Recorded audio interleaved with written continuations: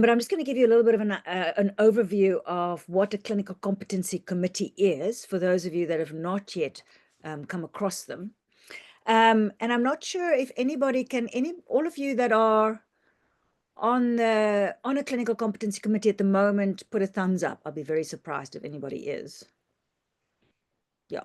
So they are very, very new. I am currently on the Family Medicine Clinical Competency Committee for WUSU, and we formed, I think, in July and August, and we've been having a very much a higgledy-piggledy start as we've been getting going.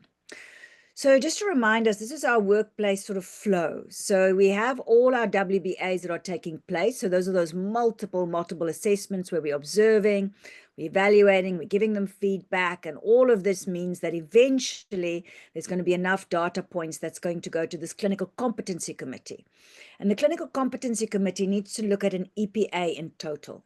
So ad hoc entrustment decisions is like, for example, looking at the managing diabetic ketoacidosis, or how good are they at doing a cataract operation, or how good are they doing a cesarean section. So those are little entrustment decisions that are happening along the way, but each of those are embedded within that larger entrustable professional activity.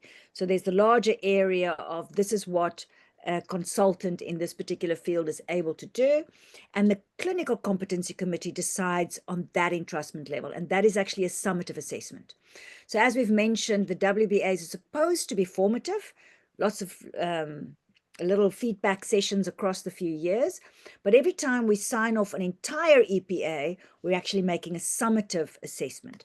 And for example, in family medicine, we've got 22 EPAs, so they have to have 22 of those EPAs by the time they finish. They have to have 22 stars to be able to go and write their college exams, which is basically what I've just said. So our final licensing examination is then that CMSA, but the competency committee stands between the registrar's university training and going off and writing their college exams. So the local CCCs is discipline and university specific. So WUSU is going to have one for family medicine, for obs and gynae, for pediatric surgery, and you will be informed as a discipline by your college that you need to create a committee. So that will happen in the next few years, depending on how fast you're going on that treadmill. So for example, obs and gynae at WUSU, as well as anesthetics at WUSU, are in the process of looking at setting up local CCCs, and family medicine has a CCC.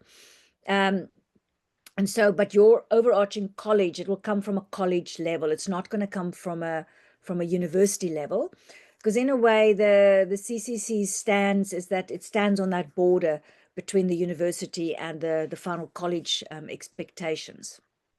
So very important is we set, each university is going to be able, although we all have the same EPAs that we're working towards, each university can set its own milestones. So it can say, okay, we need to get you to this level at year. This is the minimum we expect you to be able to do by the time you finish year 1 or year 2 or year 3 or year 4.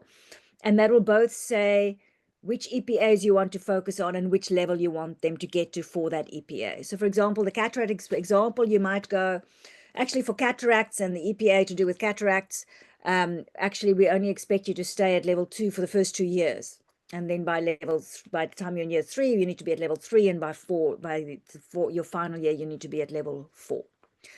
So the local CCCs meet every 6 months, and there'll usually be like an interim one, which is sort of the middle of the year usually, which is not about progression, but is mainly going to look and see, are they on track? So with our e-portfolios, each registrar will have a lovely dashboard. We're going to look at the dashboard together as a committee, and we're going to give feedback for the registrar on how they're doing on their journey towards getting their level 4 for all their EPAs. So the idea is that the same as we've done with feedback, we're going to show them that's going well. Ooh, those areas are a bit short. This is the action plan if we actually want to get you on board. So for example, for those disciplines where we're sending them out for rotations, for example, to the medical physicists or whatever, we need to be able to say, no, they need to spend some more time in that department, for example, or they need to go and do some more of those clinics to be able to get it right. So formative, usually mid-year actually is mostly just about formative, where you at. But at the end of each year, there's the potential to do a summative decision-making. So as I've said, progression decisions is tricky because we're still so time bound and we don't like being time bound, but at the moment we don't yet know how to get out of this time bound thing. But you're still going to make a summative assessment for certain EPAs. So it's possible that at the end of the first year, if you've got a registrar, for example, that's been an MO in your department for years, that actually certain EPAs is going to be signed off and that EPAs is already at level 4 and you won't need to look at them again. So when you are looking at the Clinical Competency Committee meeting, you're going to have to sit down and you're going to have to look at, okay, for this registrar, what year are they? Okay, it's my first year registrar. Which EPAs were they selected? So the registrars might also make a decision on what they are focusing on and what they need to, how they're going to actually do this. So they've got a little learning plan. And then we're going to look at all those data points. And remember, we talked about aggregation and saturation. And so we want to make sure are the data points nicely over the whole year? Or like my current third year registrars, it's all happened in the last month.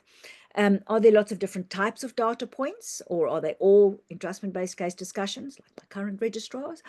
How many assessors was making these? Do we have a nice spread of different assessors?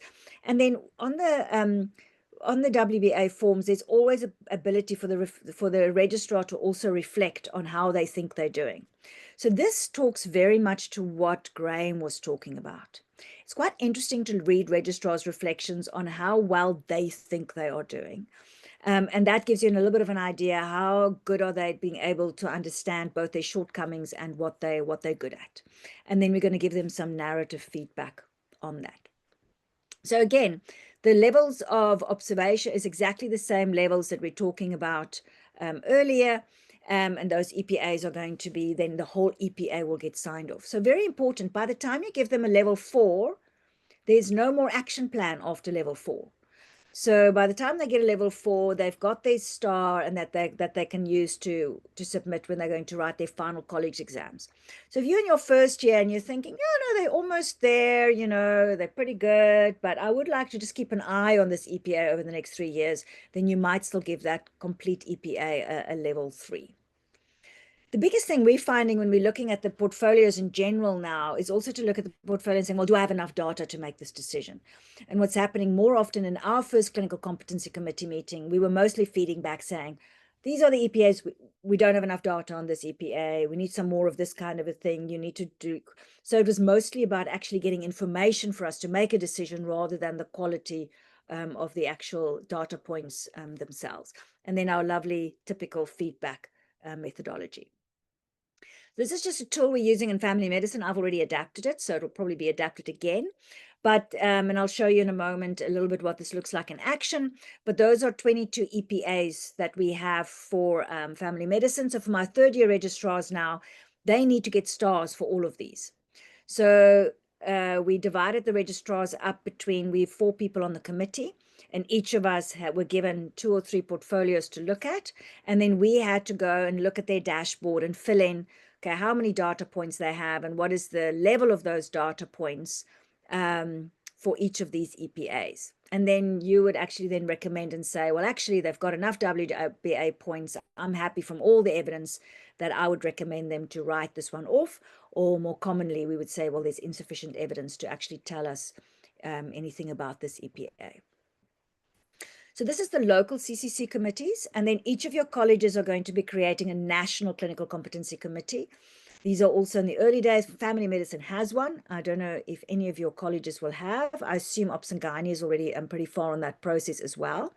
And they're going to be sitting as a sort of it's like a moderator at the end of the training. So you don't use the National Clinical Competency Committee throughout the 4 or 5 years unless there's a problem. So it's also quite nice to have them available. If you've got a registrar at the end of first or second year and you're thinking, no, actually, this is never going to work. There's no ways this person's ever going to get through family medicine. They should be doing forensics instead.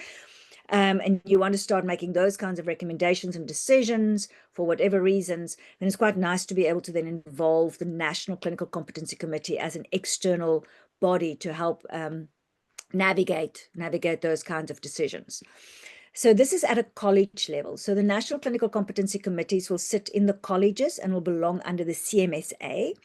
And so you, as the local clinical competency committee that actually sits at the university, you'll be making your recommendation. We've looked at all 22 EPAs, and then you will pass it on to the national committee for that final signature before they go and write their college exam.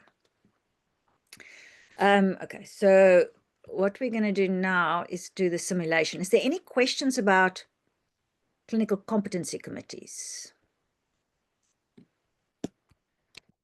I'm just finding my exercise.